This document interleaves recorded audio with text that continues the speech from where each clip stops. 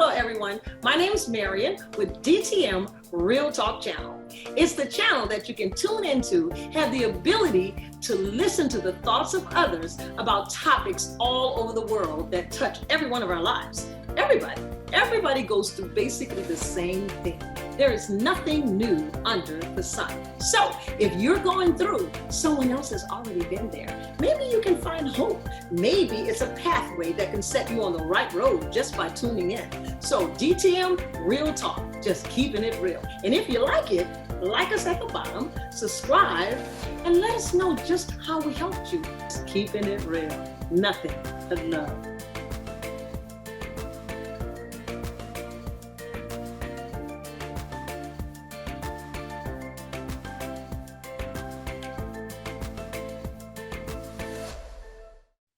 Good evening. This is DTM Real Talk, and yes, I'm still excited to have a very special guest on this evening, this morning, wherever you guys are.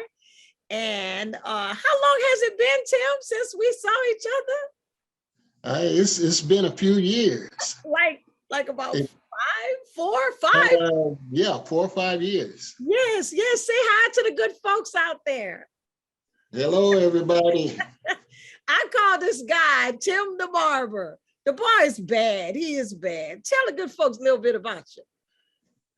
Well, oh wow. I'm talking about the barber part. The barber. Yeah. I've been a master barber for over 30 years now, and I'm still plugging at it. And gotta keep on going. Yeah, you're looking great. I've been keeping up with you on Facebook. I was praying for you diligently when you were down. And look at God. God said, "Okay, this is not your time." So you are still here, 100% whole, right? 100%. Yep. Yes, awesome. So, guys, this morning, wherever you are, we're gonna allow Tim to tell his story. Actually, the real deal was I was strolling on Facebook and I knew we had been talking about depression, and I saw his story, part of it, on Facebook. So immediately I texted him. I was like, "Hey, wait a minute. I just read your story and I think the world needs to hear it." So that's how we meet today, this morning, this evening, wherever you are. So we will just begin. So tell the good folks where you're from originally. Well, let me put it like this. I've been living here in North Texas for 34 years. Oh, wow. And originally I was born in Los Angeles, California. Okay. Ran away to Charleston, South Carolina. Oh, Lord, that sounds like my story. When I was a teenager, about 15 years old. And from Charleston, went back to California, got married. And, I think I have an interesting life story. Over the past 4 or 5 years, I've been doing what's called daily studies in the scriptures. Okay. And, I try to post positive things on Facebook. And I did that for 2 years in a row, literally 65 days out of the year for 2 years. Yeah. And then last year, I had to take a sabbatical. Right. I got it. So I just kind of put that up. And, was going through a lot of physical changes, especially, with COVID, being diabetic, and having all these underlying conditions, and, really having to get that under control. But it kind of makes you reflective.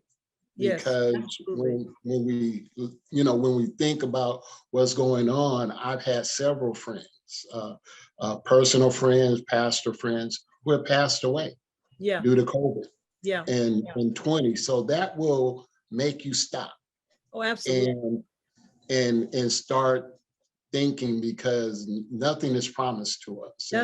And so I went through that process.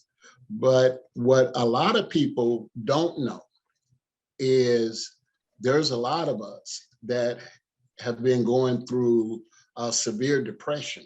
Uh-huh. And I was one of those individuals, very, Right. very severe depression. And I would talk to my oldest daughter, but my oldest daughter, she's not a doctor. She's a wonderful woman. Right, And right. I was just, putting all that on her, trying to unburden myself. Yes, yes. And so but she's been great. Sometimes I could tell when her patience, Right? yeah, get a little short, but she's trying to be a good daughter. She's been a good daughter, and so, but it takes you down a journey where you realize, and I came to that realization over, I would say, the past couple of months, that you have to go back to the beginning Yeah. of where it started. You cannot seek healing unless you get to the root of the Yes. problem. Yes. And so, because I know my story, I was able to identify it, and it was hard. And Right. especially when it has to deal with, family members. Sure. And so, and we recognize that you have all kind of trauma. My trauma was not sexual.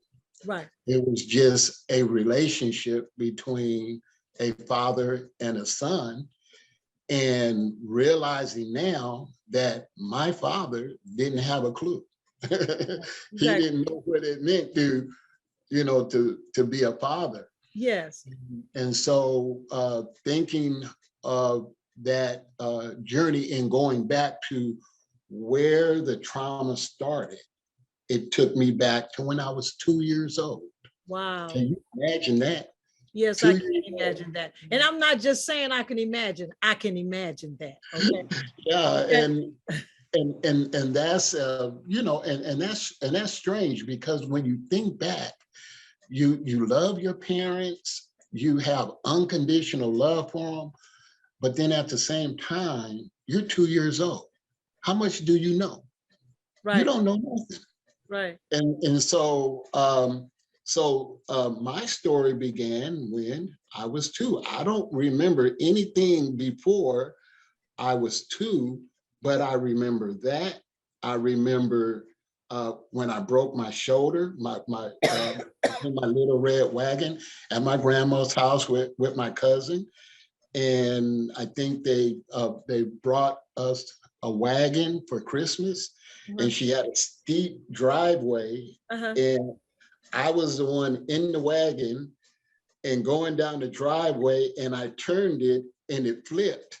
Uh-huh. Now I'm 2, and it dislocated my shoulder. Wow. So my collarbone was sticking up like that through my shirt. Okay. And of course I was crying, and they, over the years they tell the story, because, not to be funny, but everybody said back then I was a cute little baby. And but I remember it, and I was crying, and I was saying, "Shola, mommy, Shola, Shola, mommy, Shola." And Okay. then when my mom took my shirt off, she saw my collarbone sticking up like Ooh. that. Okay. Exactly, and I'm a toddler. Right. If you want the terrible twos, right? Wow. And I remember going to the doctor, and whatever they did, they popped it back into place. I remember the Predflixstone aspirins. I thought it was candy.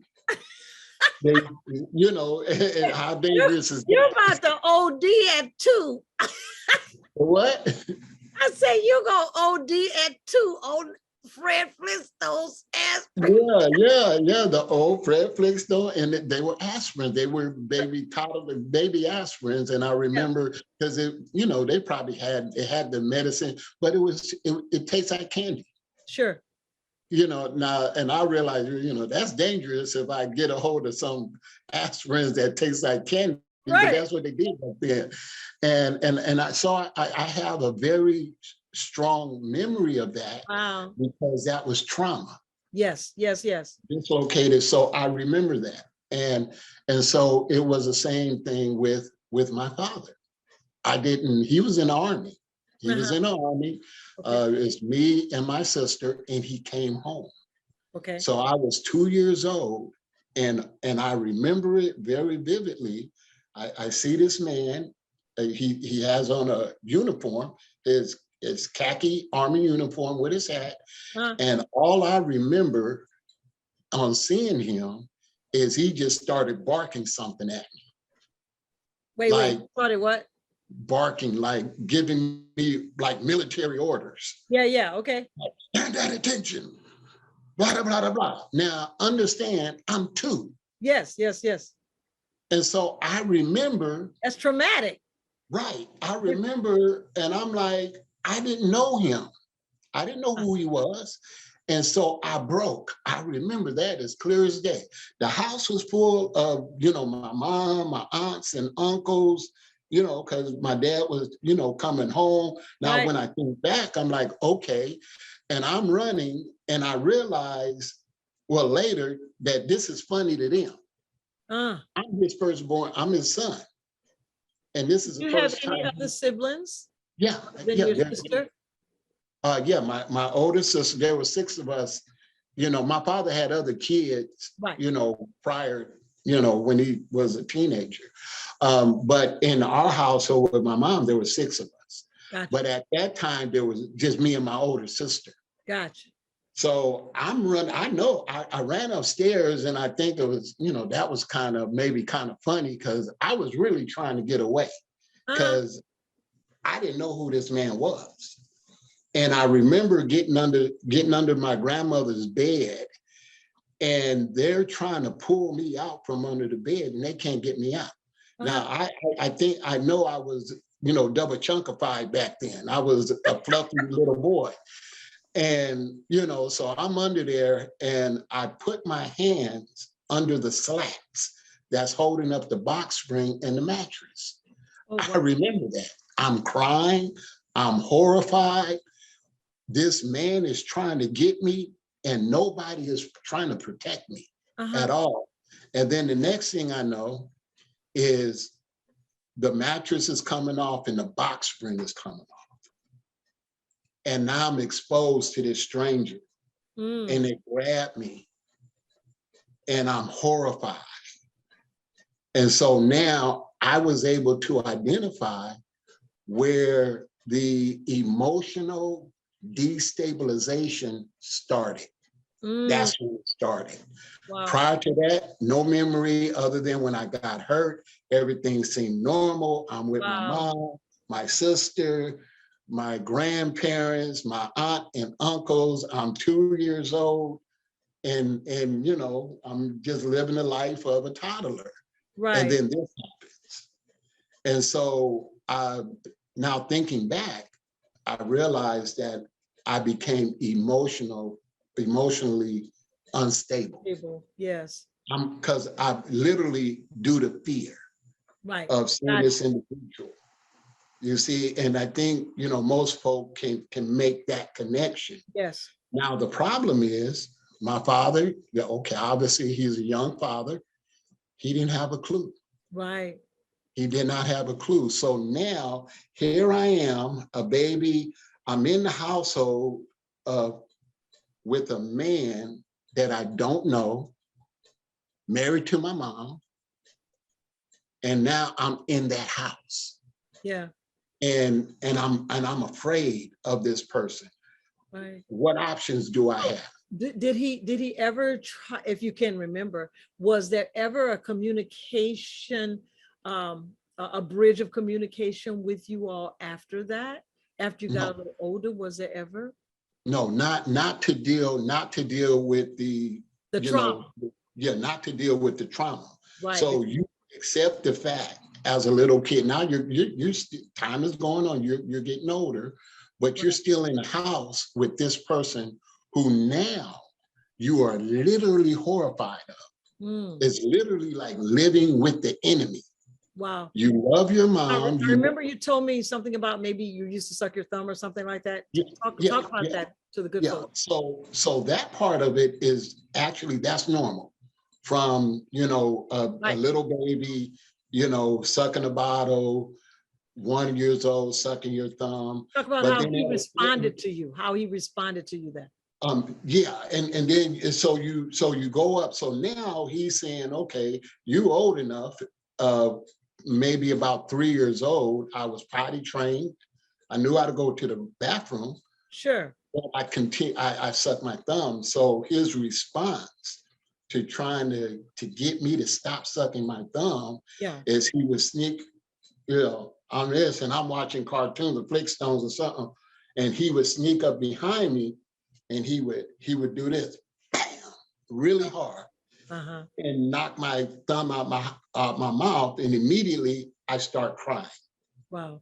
So Now that was because another traumatizing event. right. Exactly. So now I'm crying, and because I'm crying because he just hurt me, now I get a whipping Right. on top of it. Blah, blah, blah, blah, blah. And that's how it was. Did he Right. think he was wrong? No, he didn't think he was wrong. And that went on, and that was the pattern as I grew up. So there was nothing that he did to alleviate the fear and the trauma that I had in regards to him thinking he's doing the right thing and raising me. So now my siblings are coming along. They had my mom and dad had twins, Okay. and then they had two more kids. And of course, I'm the older boy, and I'm getting older. But guess what? Huh. I'm still sucking my thumb. Uh-huh. My siblings have been weaned. Okay. They've been weaned. They're normal. They're not sucking their thumbs. But now, when I would go to bed, I'm sucking my thumb, and I would rock. Wow. You might have seen me rock at church. And it's an inadvertent, response to whatever somebody is saying. I would rock, and I would do that to go to sleep while I'm sucking my thumb. Right. And that's the only time that I found any peace. Got it. So me sucking my thumb it was like, who is that? Linus in the blanket. Right. I was So about to say it's a measure of security. yeah, that was my security to deal with the trauma. No, even still knowing that my father is going to do something to me to hurt me because I would do that. So while he's thinking he's breaking me with all the hard things that he was doing to me, he couldn't break me. So now I'm 10 years old. I'm still sucking my thumb, teeth getting pushed up, and got the buck teeth because of sucking my thumb, going through the same stuff. Right. And and it didn't change. So when I say that this continued on to where I'm a young teenager now, and I'm still sucking my thumb. They never dealt with the emotional trauma that he caused. So at 15, I don't know if you know the story. We were in LA, and I got shot. No, I don't Trauma. know the story, and the good folks don't know the story. So Yeah, oh, okay. I thought I might have told you that. Yeah, I no, got you shot didn't. being in the not in the streets. I was the good kid who became the victim of gang violence, and I got hit three times. My best friend got hit, Wow. and my brother, he escaped. We survived, but it broke my arm. It ruptured the artery. So at that point, I was done with LA. I Wow. was like, that's it. I do not want to live here. And that's how basically 8 months or 9 months after that happening, they thought it would be good if I took a 2-week vacation. And I ended up in Charleston, South Carolina. Mm. And so when I got out there and I was in the country, in actually Mount Pleasant, I fell in love with the place. So when it was time for me to come back, I refused to come back. I said that no. Now I'm 16 years old, and I'm like, no, I'm not going back to LA. And the good people out there that I went out to visit, they knew what happened to me. They saw the horrible scar on my arm from the operation, and they begged my father to leave me alone, to let me stay. And so I ended up with the family, the good Reverend Evans, and he took me in. He treated me like a son. Wow. Where he would introduce me, he talked Geechee. I don't know if you know that. Greg, Tom, yeah, Greg. And when he would take me around, now I'm 16 years old, he would take me around and he would introduce me, and the folk out there, they would say, hey, Reverend, who's this? He said, this my son. Yes. And that's just how he introduced me. I always thought it was funny, but I felt love. Yes. And so I went from, and the other part of that was he had 4 daughters. And I'm talking about, these women were something. And the one that I liked, she was the prettiest of the bunch. And she was the family cook. Each of the girls had an assignment. One of them, did the household stuff, and the other one did this, and she was the cook, and she cooked for the whole family. That was her assignment in the house. And she's the one who, she was the prettiest of the bunch. And so Reverend Evans thought he was gonna punk me, because all the boys in the neighborhood, they were trying to get with her, and he would run them off. So when he got in, that we were passing little love notes back to each other. Now here's the thing: I'm 16, she's 23. Okay. She's 23 years old. She's a grown woman, but she's 23 going on 17. That's how it was. And so he basically tried to punk me, and I stood up for her. And because what I wasn't going to do is let you punk me. And I stood up. You got to explain to the good folks what you mean. Everybody from the country. Oh, well, yeah. Well, he thought he was going to scare me away from liking his daughter. Okay. Like he said, what's your intentions? But he said it in Geechee, if you can imagine that. And he was and you got to understand, he's a preacher. He's a fiery preacher. And what your intention with my daughter? And he was like, what? I liked her. Okay, we busted, passing love notes back and forth to each other. Yeah. I'm like, I'm standing up for her, and I stood up for her, but that's what won her. Why this 23-year-old woman would like a 16-year-old kid, because I stood up to her dad, who took me in, actually her brother took me in, and kind of mentored me, but he always had me around the family, Southern family. Well, I think her cooking just drew you in. I'm just gonna keep it wasn't just that. It was more, see, you gotta understand. I'm just messing with you. I'm messing with you. When you're 16, the cooking was good, but that's what made her top notch. It was the cooking, and she was fine. So that was a no-brainer, especially for any man, but a 16-year-old whose hormones are going crazy. So at 16, because I stood up for her, I had a girlfriend. Because and that was it. So, we got together. I wanted to marry her then, but my parents was like, nah, you got to wait till you're 18. And when I got 18, when I turned 18, we got married. And so I wanted to go back. I had a great job because I started working on the waterfront as a longshoreman, because Reverend Evans, he was the Stevie Doe. Okay. He was the boss. He had a gang of about 30 men. Okay. And now here, I'm in, it's me and his daughter. So he had to take care of me. So at 15, I'm in the union as a longshoreman. Okay. So now I got a great job. He got to hire me because that's his daughter, and any man would, would do that. But Right. then I wanted to go home. I wanted to go home back to LA, got my family, we had our first child. And so I was able to transfer to California. So I went from making, I would say, about 20,000 a year in Charleston on the water to making over 65,000 a year doing the same job with the company. And that my finances skyrocketed because of the different market. Right. And so now I'm grown.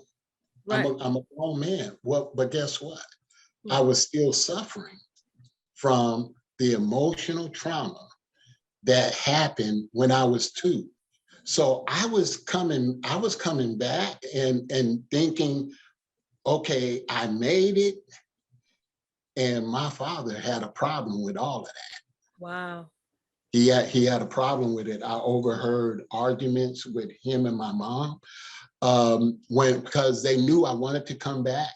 And so, of course, he would do. So let me ask you something. Were you, when you left to come back, were you even thinking or feeling the fear that you had when you left? No, because at this point, there was a great deal of healing that took place because of Reverend Evans. Gotcha. Because he became my father figure. Gotcha. So did you know at that time that you had trauma that was causing you to feel what you feel? No, you know it at that time. No, you don't identify it. You just because it's just an experience that you went through, but you're in this side. You didn't know what was caused. Right. Yeah, because this is just what you're feeling. But now something very positive has happened. You're grown, you're married, you have a child, you have a great job. So now you're thinking that, okay, my father is going to accept me. Right. And that wasn't the case. So and so when I was trying to get the job, trying to transfer, and I had to give, of course, a recommendation. Me and my father, we talked. Right. Normal, and he knew what I was trying to do. And then he said, well, how many hours do you work a week? Will you be working a week? I said, well, we work 3 days a week. And he immediately scoffed at that. We work 3 days a week, about 6 or 7 hours a day, but we make $350 to $400 a day. And he looked me right in my face and said, "You're a liar." He called me a liar. Wow. And again, going back to that, but now I'm laughing. Right, because you're grown now. You're grown. Yeah, I'm grown, and I have been working on the waterfront for this company since I was 15. Right. Okay. Now I'm a grown man. I'm 20 years old. This is 5 years after the fact, and now I'm back home in LA, and this is what you say. So I go to work. You work that first week, they hold that money in the hole. Right. And then you work the second week, and then you get your first week's pay. And so I remember my first week's pay was like, my gross was like close to $900 for 3 days. Yes. And I think I took home, my take-home pay was like $575. Wow. You got to understand, this was in 1980. Yes, I feel you. So that was like, so I got that first paycheck. I'm pumped, I'm stoked, and I'm gonna show my dad, because I remember. I remember. Tim, you got the good folks on the end of your seat, and you got me there too. But we're gonna stop right here because we're gonna hear how you dealt with the reality of, as two, I'm fearful is I don't know what, by the way this man that's supposed to be loving me is responding to me. Yeah. Now I'm a grown man. How the same attitude he had when I was 2, he has now, but I'm feeling a little bit different. So next week, we want to hear how he has come face to face with his father. This is DTM Real Talk, and we're just doing what? Keeping it real. Yeah. Okay. We'll see you next week.